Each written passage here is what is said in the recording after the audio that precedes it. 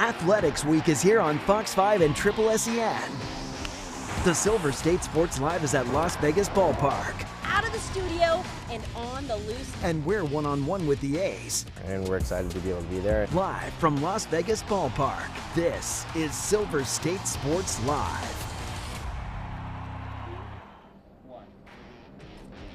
Here we go. It's always a good day when we get to leave the studio, Mariah. Welcome into Silver State Sports Live on the road, coming to you live from Las Vegas Ballpark to kick off a jam-packed week of action. I'm Mike Davis. And I'm Mariah Janos. The Athletics are in town and ready to give Las Vegas a preview of what's to come in 2028. Playing not one, but two series here in downtown Summerlin. First up, the A's are going up against one of the hottest teams in baseball in the Milawaukee Brewers. That series getting underway tonight and running through Wednesday. Then, after a day off, we're right back at it for the second series, Friday through Sunday, against the Colorado Rockies. The home of the Aviators transformed into the home of the A's for the weekend. And here to help us get ready for this big Las Vegas series opener against Milwaukee is A's PA announcer Amelia Schimmel. Amelia, great to see you. Of course, you got the green on.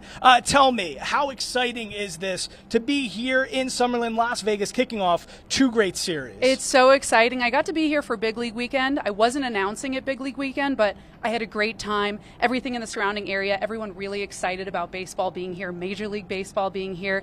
I just got a chance to check out the control room just moments ago. It's a beautiful view. I mean, just really the best job, honestly. I'm biased, but I got to sit in front of that microphone, and it will be really exciting to actually get on the microphone, hear the fans, and how excited they are. Yeah, absolutely. Now, you talk about the fan base. You've seen the A's organization in many stages. Obviously, they're on the move. They're at their temporary home in Sacramento right now. But what can you say about the fan support that this organization has gotten, regardless of the location? Now you get to experience the fans here as well. Right. It's a storied franchise, right? We've won titles in several different cities.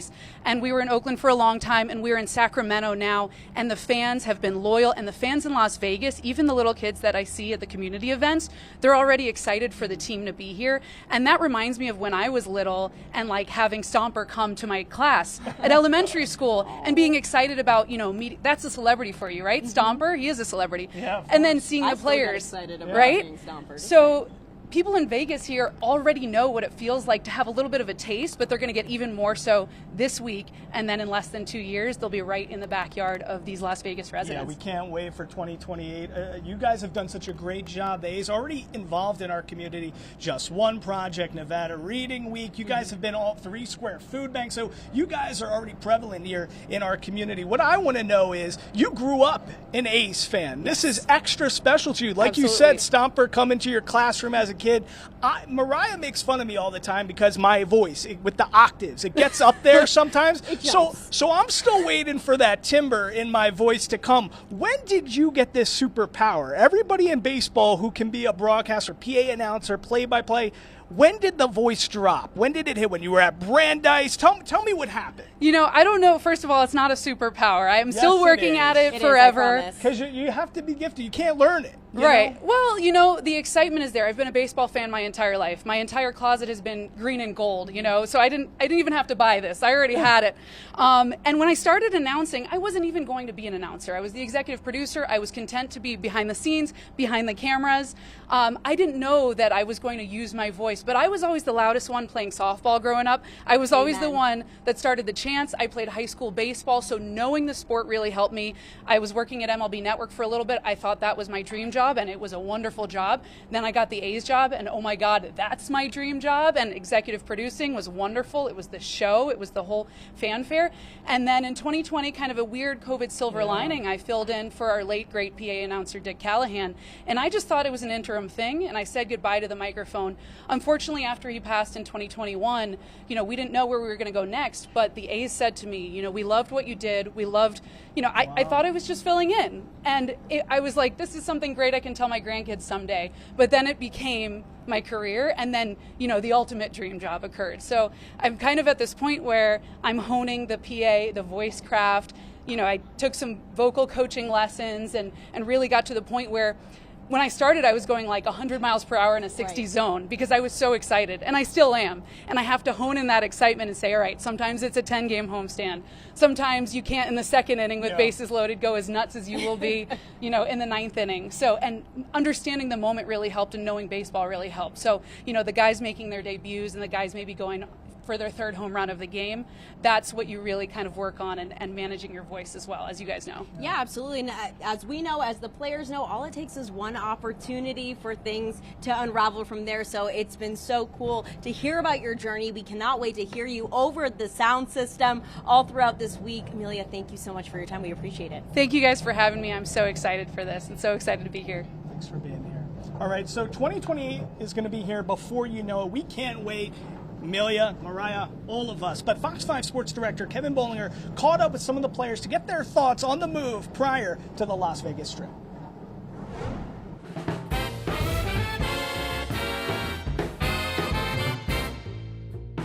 As the excitement builds in Southern Nevada for the A's arrival in 2028, the players are in the position of focusing on the season and the next one in Sacramento, while also looking ahead to their new home.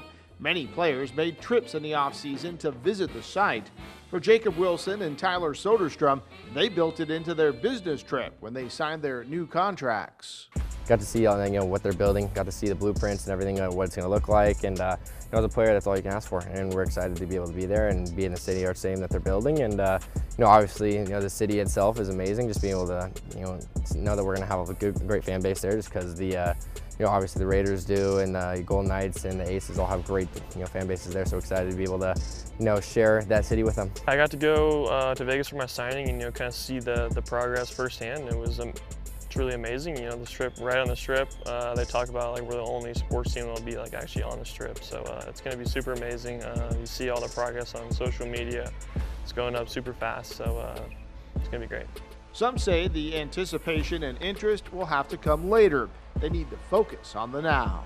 You see all this stuff. It's cool getting to see the stadium being built and all that type of stuff. But as of right now, that's still 2 years away. So it's that can't be the main focus. It's we've got 2 more years in Sacramento, and more specifically, we've got this 2026 season in Sacramento, so that's what we're focused on. I'm very much a live in the now kind of guy, so I'm worried about Sacramento right now, and then when we get to Vegas, I'll be super excited for what to come there.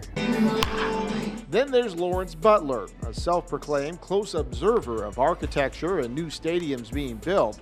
He's watching everything from drone footage to the on-ground site footage. I'm excited. I like watching stuff being built like that too, so it's pretty cool. But yeah, it's really exciting. I'm excited to see how it'll just, look after, being just an empty lot of dirt. So I'm excited just for the finished product. The A's players were consulted in the planning process for specific amenities that they want in their new home, and some of them are being done. Just what hasn't been disclosed yet. But these are players that can't wait to play in baseball's newest crown jewel. And there she is, a live look at the future home of the Las Vegas Athletics. Going up quickly on the strip, it feels like every time we use the A's ballpark cam, there's something new to see. Opening day 2028, it's going to be here before we know it. As we know, they are on schedule, on budget. We love to see it. Yeah, now after a strong start to the season, the month of May was a bit of a struggle for the Athletics, just as it has been in years past. After dropping this past series against the Astros, the A's have taken a little bit of a fall from grace. Yeah, originally holding down the top spot in the AL West, the Athletics moved into third in the division, but it's a tight race. They're just 2.5 games back from the first place Seattle Mariners and just a game behind the Texas Rangers, so no need to panic. Something tells me these standings are going to be ever evolving as the season goes on. The American League is just crazy this year, but they will need to get some stuff going early tonight. Here's who's starting. Jeffrey Springs on the hill, facing off against Kyle Harrison. A couple of lefties going at it. Here's the tail of the tape between the two. Kyle Harrison having a great year. Huge reason for the success of the Brewers this year. 7 wins, under 2 ERA. Jeffrey Springs, though, looking to get back on track against a tough Milwaukee lineup. And first pitch is set for 7:05 tonight. You can watch the action right here on Fox 5, our sister station Triple SEN, and NBC Sports California. All right, still to come on Silver State Sports Live. We're continuing our coverage. Steve Cofield of ESPN Las Vegas is going to join us to talk more about 2028 and how the A's are going to try to take down the Brewers. This week on the Silver State Sports and Entertainment Network.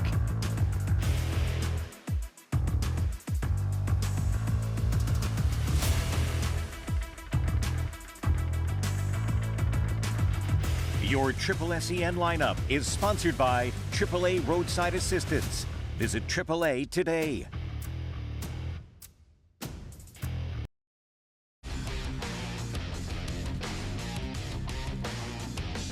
You're watching Silver State Sports Live. Welcome back to Silver State Sports Live, live from Las Vegas Ballpark as we get set for the A's-Brewers series getting underway here this evening. So we got to bring in our friend of the show, Steve Cofield of ESPN Radio Las Vegas, to break down what's in store for us this week as we get a taste of what it's like to have a Major League ball club in town. Steve, let's just start with the magnitude of this opportunity that presents itself here for the Athletics to just showcase themselves in front of their future fan base.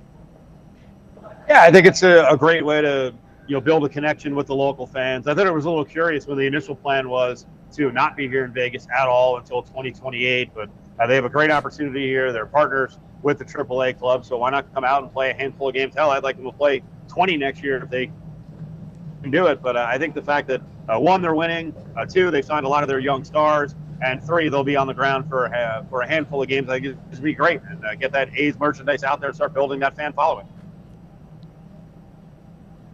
You know, Steve, the MLB season, it's super long. There's a lot of ebbs and flows, but after leading the AL West for the opening few months of the season, the A's have now dropped to third in the AL West in their division. How can they use their time here in Vegas just to get back on top, get some of that positive momentum? Well, they have a really tough series coming up here against the Brewers, and it starts tonight with Pat Harrison on the mound. It's just been a dynamo for the Brewers, but really, a lot of what can happen here is the team can get healthier. And I think a big factor in this whole thing in recent times of maybe not the same level of winning earlier, anyone who brushed off the absence of Jacob Wilson is like, oh, he's replaceable. He's a very big factor in this lineup defensively. So if Wilson comes back at some point on the trip, or at least they can look forward to that, they can get a little momentum. And obviously, listen, the A's are in a different position than they've been, say, the last 5 years. They're not at the bottom of baseball. The Rockies are at the bottom of baseball. The Rockies are putrid. So there's an opportunity over the weekend. Listen, if you can take two.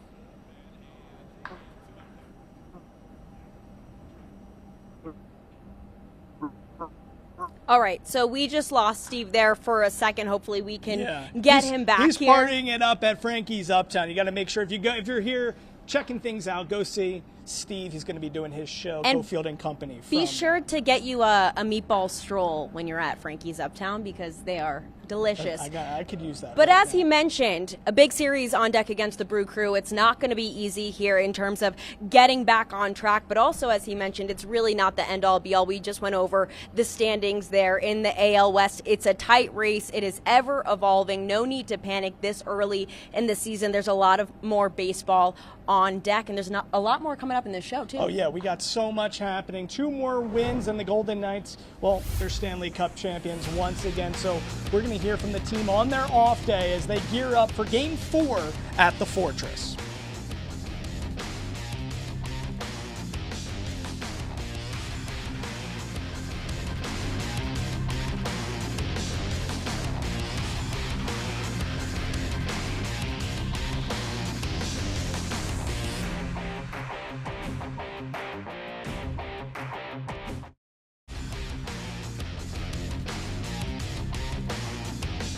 You're watching Silver State Sports Live.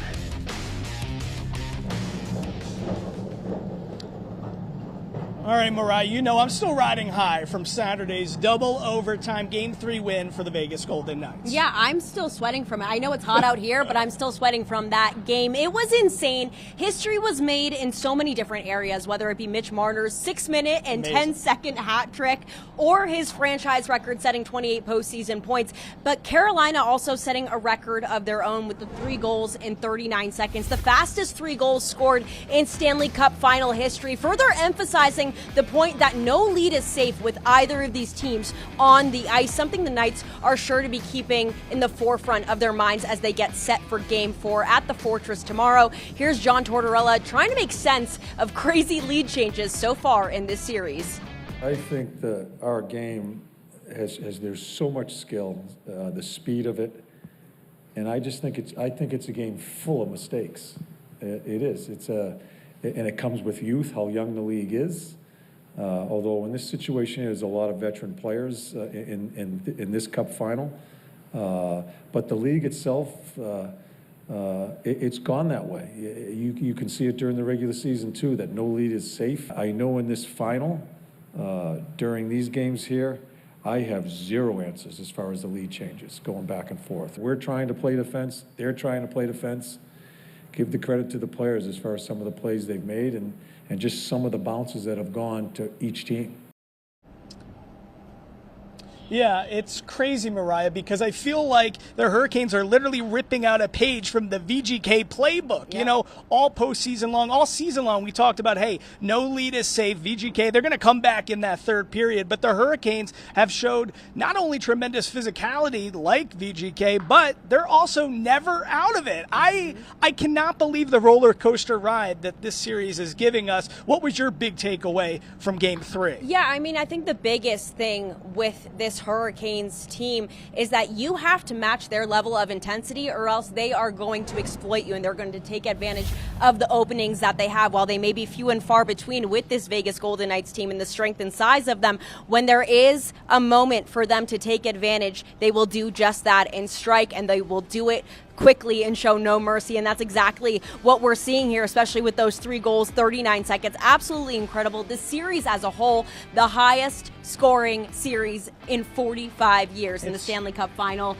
It's a dream come true to watch this. The amount of ulcers I'm developing watching this team play this postseason, it's not fun, but it is fun in a lot of other ways. Let me just say this, as we're drawing comparisons to everything with the A's and what they're trying to replicate in the future in 2028, we all know 2017, when this franchise, the Vegas Golden Knights, got kicked off, for them to go to the Cup in their first season, their inaugural season, and now for their third Cup in 9 years, to miss the playoffs only once, you got to be good out of the gate. You got to be good from the get-go, and I think the great thing about this A's roster, this nucleus of young players that are not just good, not just on the rise, these guys are going to be bona fide superstars. So I think when it comes time for 2028, Mariah, and they're playing at the site of Tropicana on the Strip, they're going to be just as good as the Knights were in year 1. Well, you look at the fan support that the Knights have, that the Aces have. What do they have in common? They are winners. There is a pressure to win right out of the gate. The A's organization acknowledges that, recognizes that, and they're trying to put the pieces in place as we speak. And we're going to see it on display a little later on today. But coming up, the A's are in Vegas all week long. We're taking a look at the schedule, some sweet promos you can get in on. Oh, I need this bobblehead. I need the big Amish bobblehead.